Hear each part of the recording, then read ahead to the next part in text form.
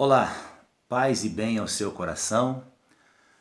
Obrigado por estar acessando esse canal que foi criado com o objetivo de compartilhar reflexões com base na palavra de Deus, a Bíblia Sagrada. E eu quero agradecê-la pelo privilégio que você está me concedendo de falar com você nesse momento. O objetivo aqui é ir direto ao ponto, sem fazer rodeios. Então eu quero convidá-la, se você tem um exemplar da Bíblia Sagrada, aqui abra comigo no Evangelho de Jesus segundo escreveu Marcos, o evangelista Marcos, no capítulo de número 4, e eu vou ler a partir do versículo 35 até o 41. Marcos capítulo 4, do versículo 35 ao 41, esse texto narra a experiência vivida pelos discípulos de Jesus, juntamente com o próprio Jesus, durante uma tempestade. E Marcos registra no evangelho que leva o seu nome a seguinte situação ocorrida nessa experiência. Naquele dia, ao anoitecer, disse ele aos seus discípulos: "Vamos atravessar para o outro lado." Deixando a multidão, eles o levaram no barco assim como estava. Outros barcos também o acompanhavam.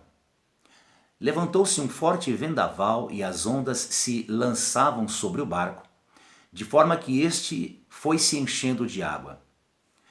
Jesus estava na popa, dormindo com a cabeça sobre um travesseiro. Os discípulos o acordaram e clamaram: "Mestre, não te importa que morramos?" Ele se levantou, repreendeu o vento e disse ao mar: "Aquiete-se, acalme-se." O vento se aquietou e fez-se completa bonança. Então perguntou aos seus discípulos: "Por que vocês estão com tanto medo?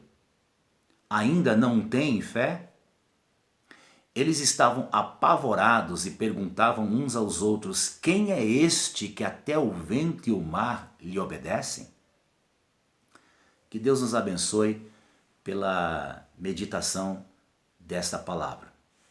Eu quero iniciar essa reflexão citando um breve trecho do livro Quando a Corda se Rompe, que foi escrito por um pastor americano, e ele, em um dos capítulos, relata a experiência vivida quando um empresário cristão o procurou em seu gabinete e disse-lhe o seguinte: "Segui todos os princípios bíblicos", disse o empresário, mexendo-se incomodamente na cadeira em frente da minha escrivaninha.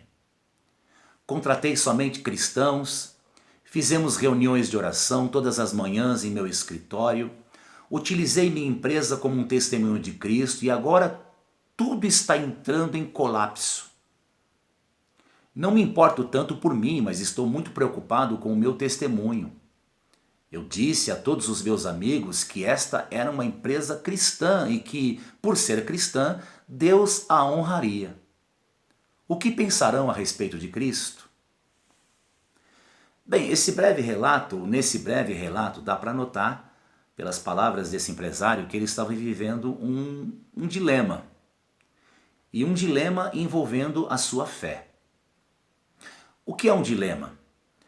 Bom, os dicionários vão definir o dilema da seguinte maneira: dilema é uma situação difícil na qual é preciso escolher entre duas alternativas que se contradizem ou contraditórias. Na linguagem do dia a dia, um dilema é qualquer problema que pode ser resolvido através de duas soluções que se contradizem. Portanto, o dilema é um conflito, ou nos coloca diante de um conflito. E uma pessoa crente, uma pessoa de fé, não está livre de ter que enfrentar ou ter que lidar com dilemas. Alguém disse certa ocasião que quem não tem fé tem problema. E quem tem fé, além de ter problema, tem um dilema. E o dilema está justamente no fato dessa pessoa de fé ter problema. Por exemplo, só para simplificar aqui ou para ilustrar o que eu estou querendo dizer. Nós sabemos, por exemplo, os cristãos sabem, aqueles que têm fé em Deus sabem, que leem a Bíblia também sabem, que Deus é um Deus de providência. Que Deus, em sua providência, cuida de nós. Então, o cuidado de Deus é um ponto. Já o segundo ponto é que o fato de Deus cuidar de nós não nos isenta, não nos livra de ter que experimentar a dor, o sofrimento, os problemas, as lutas. E aí é que surge o dilema. Porque como é que a gente concilia essas duas verdades? Como é que Deus pode nos proteger e protegidos por Ele nós sermos ainda assim atingidos pelas aflições da vida? Aí surge um dilema. Como conciliar essas duas situações? Esse texto que nós acabamos de ler, no Evangelho de Marcos, nós podemos notar que os discípulos de Jesus estavam enfrentando alguns dilemas em sua fé.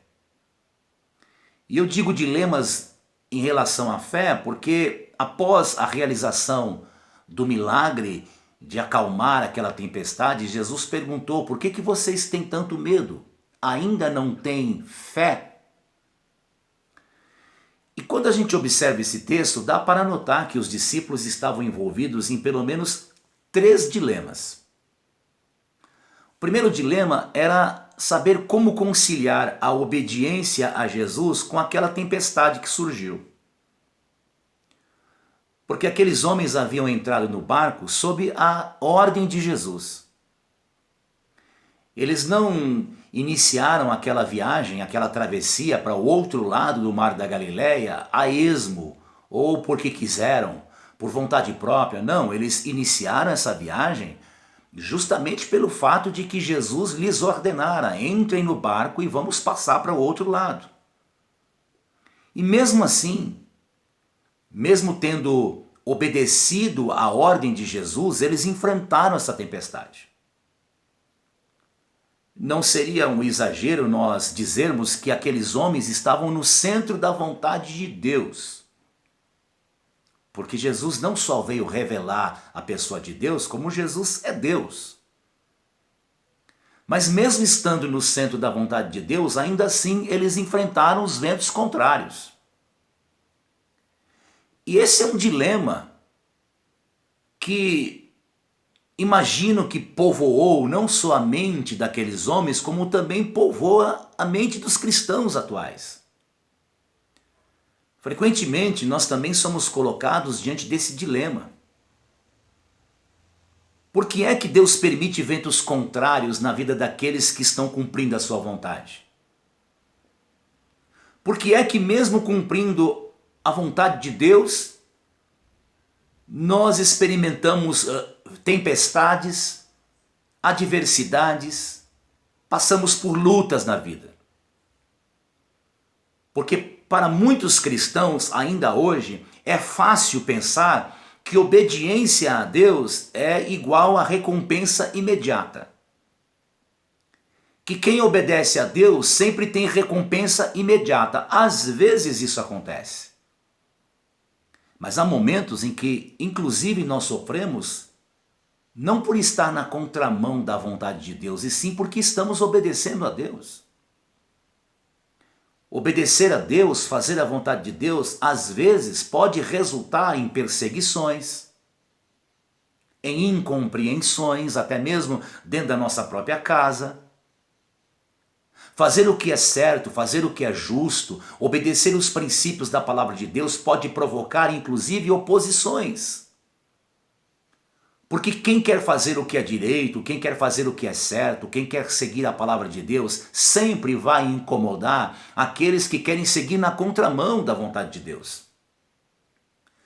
Então, muitas vezes nós experimentamos sofrimentos, experimentamos oposições, passamos por dificuldades na vida, não porque estamos em desobediência a Deus, mas é justamente pelo fato de que estamos obedecendo, que assumimos um compromisso de seguirmos a sua palavra à risca. E aí, nesse caso, nessas situações, nós que somos crentes, que cremos em Deus, precisamos nos apegar firmemente à promessa que nos garante a recompensa para aqueles que obedecem a Deus.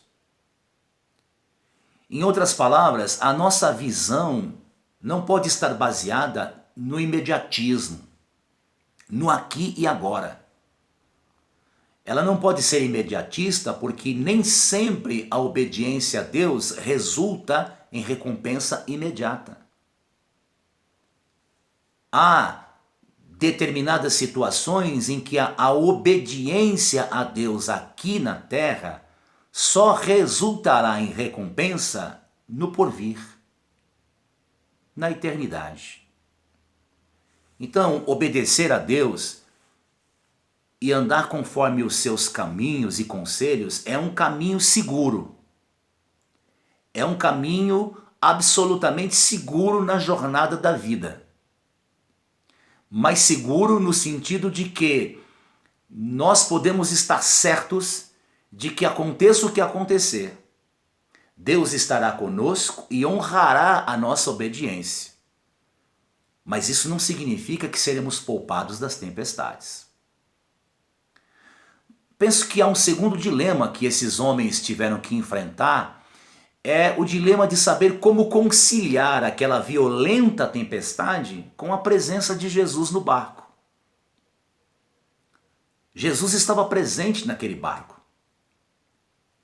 Diferentemente de outra experiência também relatada nos evangelhos, quando Jesus ordenou que eles entrassem no barco e Jesus não foi com eles, subiu ao monte para orar, dessa vez Jesus estava dentro do barco. Mas a presença de Jesus não impediu que a tempestade se levantasse. Outro dia eu postei nas redes sociais o seguinte texto: Ele canta, com Cristo no barco tudo vai muito bem. É uma antiga expressão de uma antiga música, né? Com Cristo no barco tudo vai muito bem, vai muito bem, vai muito bem. Então, ele canta, com Cristo no barco tudo vai muito bem. E eu penso, não vai. A não ser que você esteja cantando sobre a certeza da chegada. Então, nesse sentido, na certeza da chegada, tudo vai bem. E não sobre os desconfortos da viagem.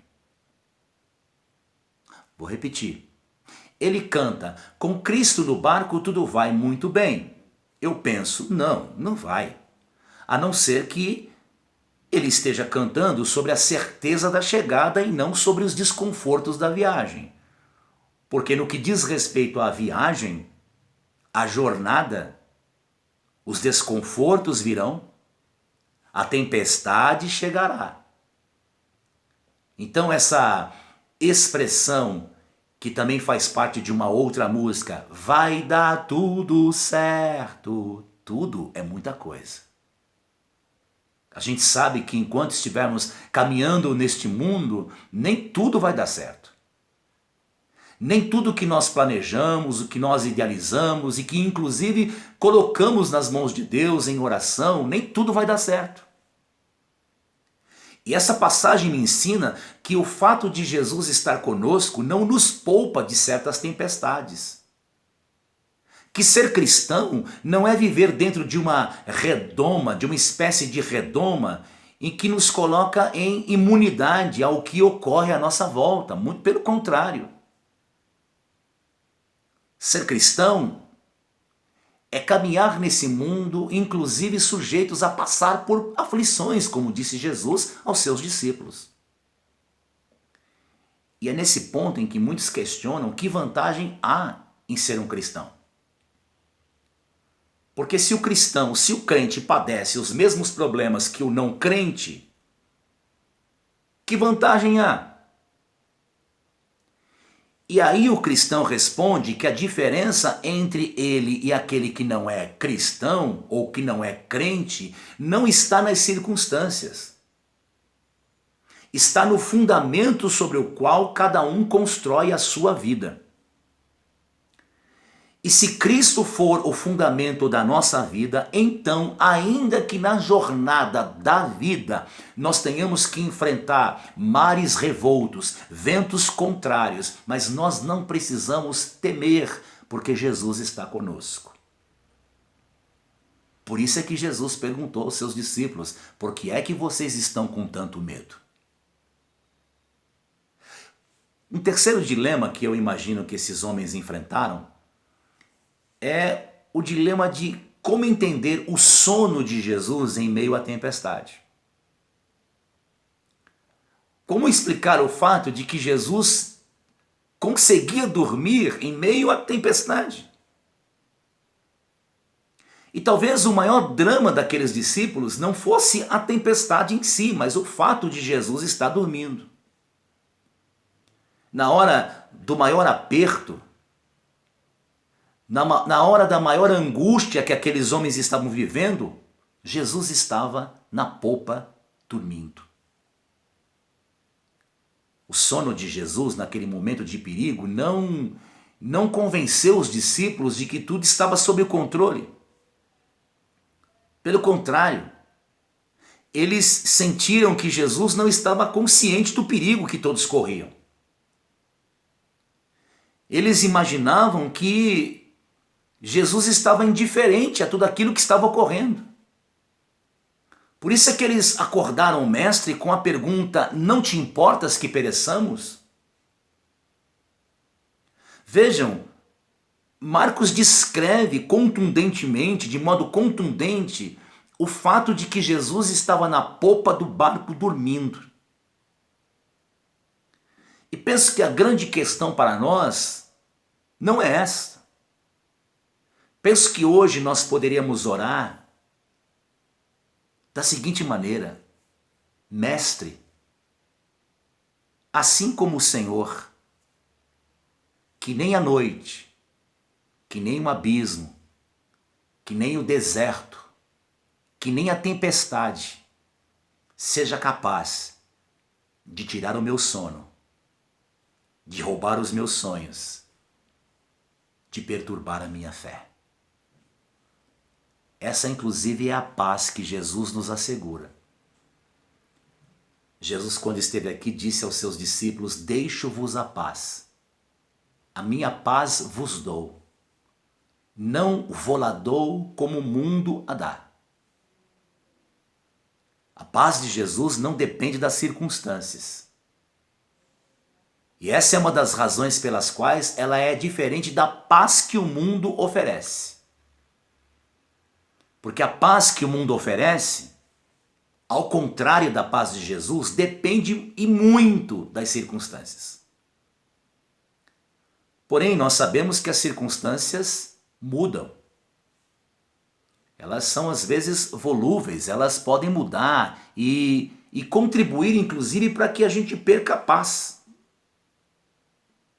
Um acidente que acontece, uma doença, um divórcio, o abandono da família, a reprovação no vestibular, a falência da empresa, o desemprego, a traição do cônjuge, o término de um namoro ou de um noivado. Enfim, as possibilidades para que a gente perca a paz nesse mundo são muitas. Por isso a paz do mundo, ela é volúvel, ela é imperfeita, porque depende das condições externas, depende das circunstâncias, é uma paz precária. Há pessoas, por exemplo, que perdem esse tipo de paz simplesmente ouvindo as notícias da previsão do tempo. Caso essa pessoa, por exemplo, tenha planos de sair para passear, se ela ouvir a notícia de que vai chover, ela já perde a paz, ela já se intranquiliza.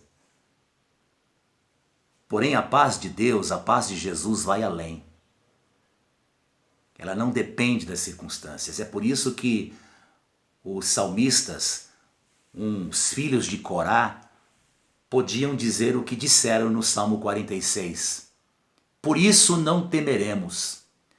ainda que a terra trema e os montes afundem no coração do mar, ainda que estrondem as suas águas turbulentas e os montes sejam sacudidos pela sua fúria.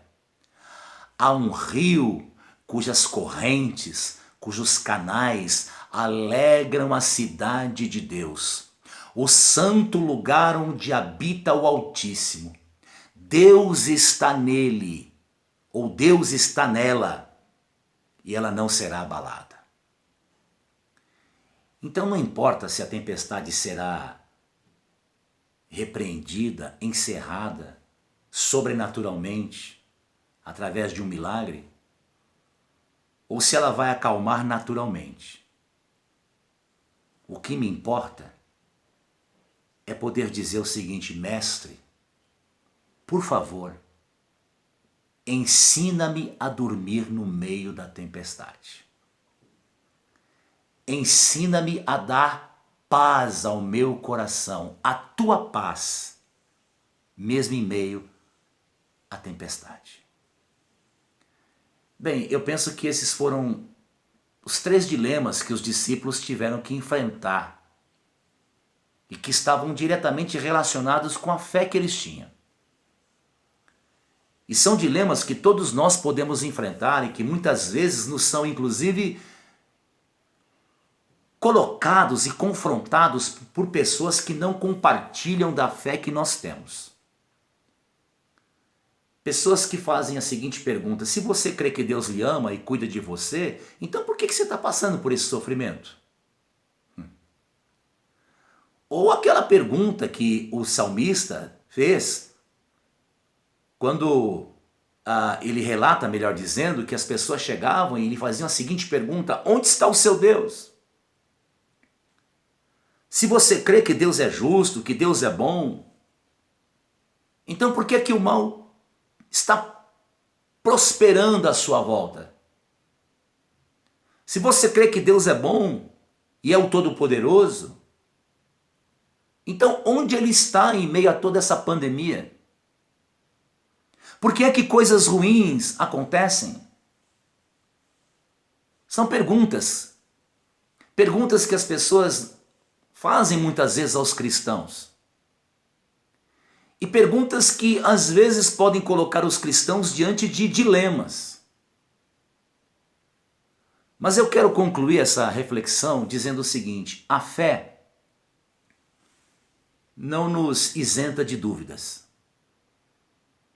Até porque, vivendo nesse mundo, nós temos mais perguntas do que respostas.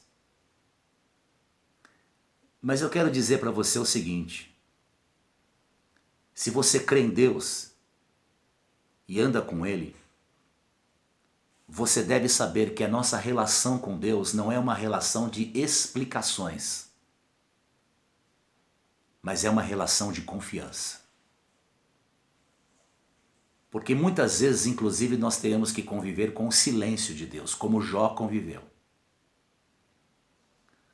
Mas quem crê pode chegar à conclusão que Jó chegou. Antes eu te conhecia de ouvir falar, mas agora eu te conheço, de contigo andar. Eu falei de coisas que eu não sabia, mas agora eu posso afirmar numa declaração de fé que ainda que Ele me mate, nele eu confiarei. Então, ainda que a gente não saiba explicar muitas coisas que estão acontecendo, quer seja em nossa vida, quer seja ao nosso redor, ainda que tenhamos dúvidas a respeito de muitas coisas, mas de uma coisa nós podemos estar absolutamente certos: Deus nos ama e nos quer bem. Ele é fiel, está conosco e é por nós. E que a certeza deste amor seja suficiente para nos levar e nos colocar diante desses dilemas não com uma atitude de desespero, não com aquela atitude de quem busca respostas e soluções imediatas, mas com a atitude de quem confia e pode estar certo de que mesmo em meio às tempestades, mesmo que o Senhor esteja em silêncio, Ele está nos acolhendo em seus braços de amor. E isso nos basta. Isso basta a você? Então receba essa palavra. Dê paz ao teu coração. Se você estiver nesse exato momento atravessando turbulências, conflitos, tempestades que estão te colocando diante de dilemas, saiba, a relação com Deus não está baseada em explicações, mas em confiança. Confia. Jesus está no barco. Teu barco pode até ser balançado pelas ondas, mas não vai afundar. O Senhor é por nós. Que Deus te abençoe. Eu quero orar com você e por você. Deus, nosso Pai bendito, Pai de nosso Senhor e Salvador Jesus Cristo, como é bom ouvir a Tua palavra. Como é bom contar com a certeza que mesmo em meio aos dilemas da vida, nós podemos assegurar e dar paz ao nosso coração de que o Senhor é o Deus, Pai amoroso e bom, que nos ama, nos quer bem e está cuidando de nós. Obrigado, Senhor. Obrigado por continuar com a Tua boa mão estendida sobre a minha vida, sobre a minha família. Obrigado, ó Deus, pelo Teu cuidado e a Tua misericórdia para não só comigo, mas para com todos aqueles que confiam em Ti, Senhor. Obrigado pela Tua graça comum, que abençoa e que faz o sol brilhar tanto sobre justos quanto injustos. Obrigado por este dia e por esta oportunidade de compartilhar desta palavra, Senhor, com pessoas que estão agora me acompanhando através dessa gravação. Abençoa, ó Deus, ó Pai, esta pessoa que me vê nesse momento. Alcança com a Tua mão de misericórdia. Ó Deus, repreenda essa tempestade. Acalma esse mar. Mas ainda que essa tempestade venha durar um pouco mais de tempo, dê paz a esse coração aflito e angustiado. Serena e acalma a pior das tempestades, que é a tempestade que acontece no coração. E dá graça para que essa pessoa, consciente da presença do Teu Espírito, enfrente na jornada da vida o que tenha que enfrentar, na certeza de poder contar com a Tua companhia. É o que eu peço, Senhor, em nome de Jesus, para louvor da Tua glória. Amém. Amém. Deus te abençoe. Que Deus continue resplandecendo o Teu rosto sobre você e que te dê a paz. Antes da bênção apostólica e de me despedir de você, eu quero primeiro te agradecer novamente por estar acessando esse canal e pedir a você que compartilhe, que divulgue esse canal e que incentive outras pessoas não só a acessar esse canal, como também se inscreverem no canal. Se você já se inscreveu, Deus te abençoe. Se não inscreveu ainda, eu peço esse favor a você, inscreva-se, tá bom? É só clicar aí onde está aparecendo inscrever-se ou inscreva-se. E você pode, evidentemente, aí contribuir, tá bom? Para que a gente possa melhorar cada vez mais essa transmissão. Deus te abençoe. Que a graça do Senhor Jesus, o amor de Deus Pai e a comunhão e as consolações do Espírito Santo estejam sobre a sua vida e permaneçam para sempre. Amém. Deus te abençoe.